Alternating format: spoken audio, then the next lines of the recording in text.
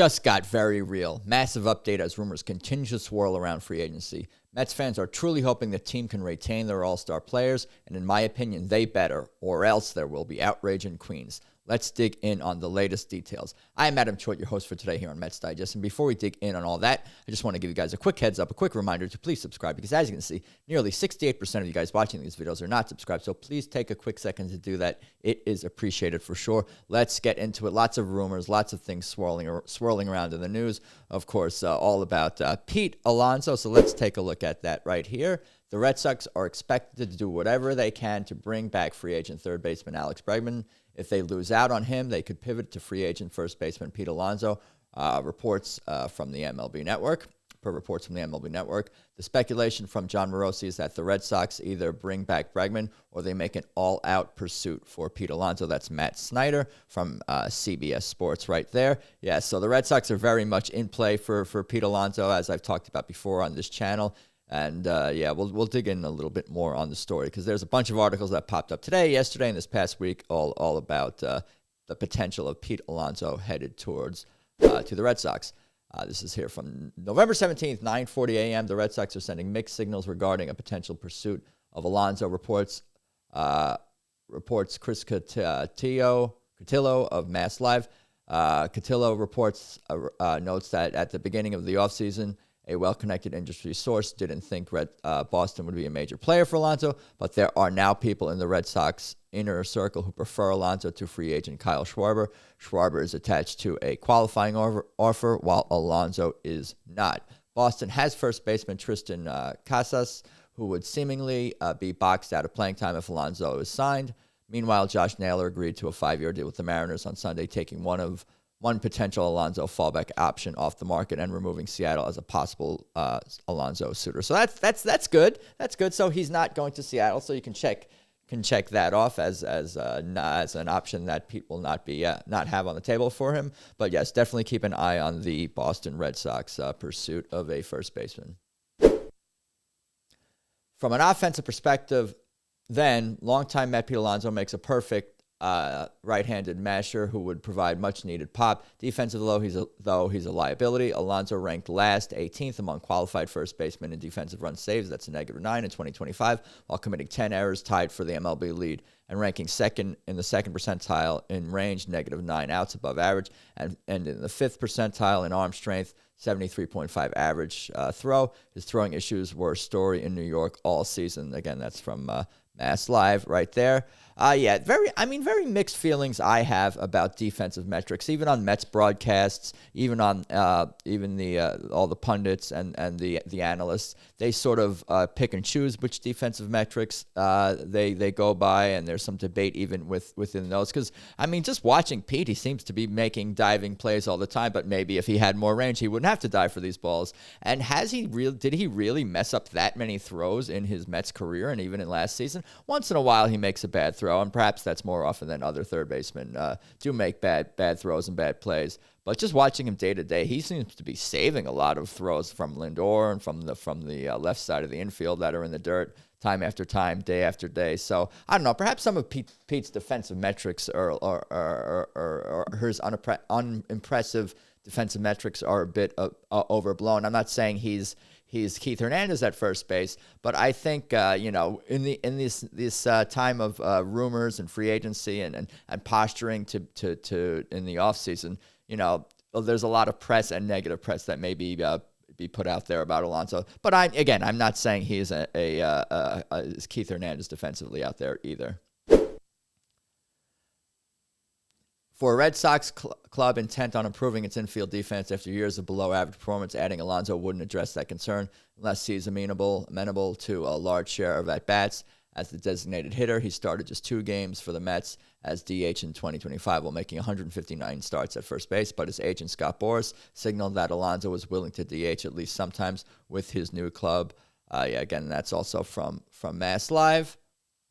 So there you go. That's a bunch of reports all about Pete Alonso's potential of heading to the Red Sox. That's definitely on the table. And those are the things that are going to be weighed: defense versus offense, DH versus him playing first base. And, of course, the money is going to is what this is going to come down to. perhaps ultimately, probably ultimately, more than likely, ultimately, it's all going to be about the dollars and cents. And here's some good fundies. Brian tweeting, posting on X about some of the predictions that various outlets made.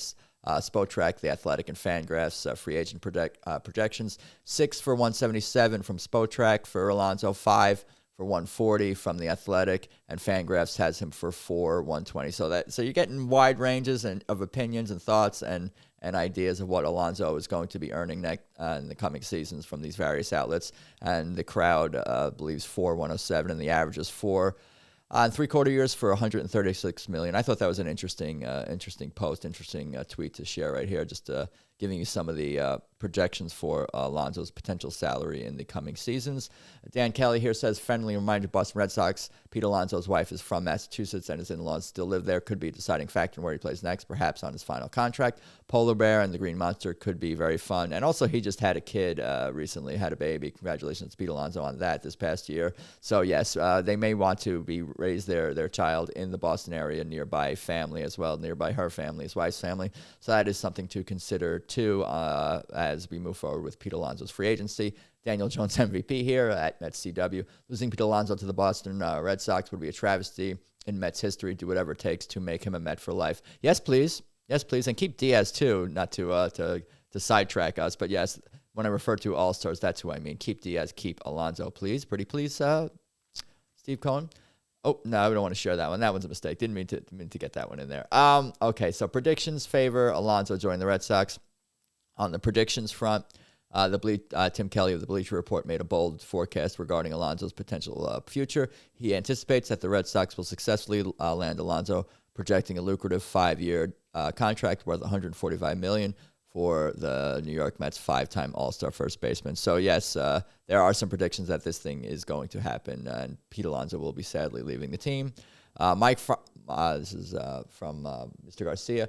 Mark Feinstein, one of the top insiders at MLB.com, explained why Boston could be a very logical landing spot for Pete Alonso. According to Feinstein, the Boston Red Sox cleared a huge amount of money when they moved Rafael Devers' contract, and if Bregman resigns, there's still room on the payroll to add another star. But if Bregman doesn't come back, the path to go after the Polar Bear opens up even more. Boston needs real power at first base, and Alonso is one of the most dangerous bats available right now. Other teams that make sense for Alonso: Mets, Orioles, Phillies, Nationals. Since 2019, only 4 first basemen have received 5 years or longer contracts, and the only case that wasn't an extension was Freddie Freeman for 6 years, $162 million. The $27 million average annual value is what Alonso made with the Mets last year. So that is definitely something to keep an eye on as well.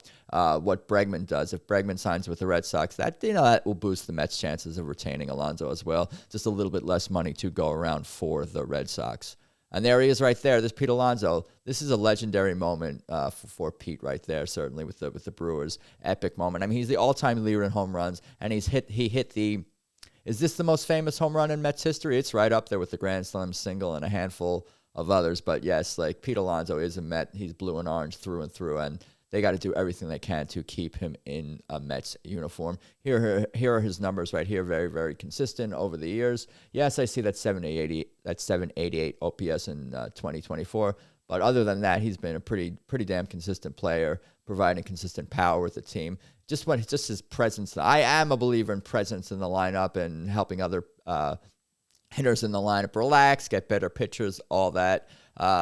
Baseball at-bats are not in a vacuum, and they all affect each other. These are human beings out there, and Pete has been a great baseball player for the Mets as a human being, a 5-time All-Star, as I've mentioned. So, yeah, just take a look at these numbers. 53 home runs in his rookie year. Again, the all-time leader as a Met with home runs for the franchise, 264. And although it's a small sample size right here, he's been pretty damn awesome in the postseason. Actually, he's actually upped his game in the postseason. Yes, small sample size. I see 54 at bats, plus the 14 walks and a hit by pitch. So he's been awesome in the postseason. That's 278, 429, 574 slash line for a 1.003 over 1,000 OPS. So Pete he's been clutch to say the least. Prime example right there for you guys. But what do you guys think? What do you think about all this? What do you think? Where do you think Pete is headed? What do you think it's going to take to retain him in terms of the money and the years and all that for the Mets? How upset will you be if Pete Alonso exits the Mets and heads to any other team, I will be pretty upset. It would be very, very sad. It'd be right up there with, you know, trading Tom Seaver and for me, Lenny Dykstra going to the Phillies and all this stuff. But yes, there's been moments where it's been strawberry to the Dodgers. There's been sad moments with free agents and trades throughout Mets history, and this would be right up near the top in terms of that heartbreak. But let me know what you think in the comments. Please like the video, share, subscribe, do all those things, and let's go Mets.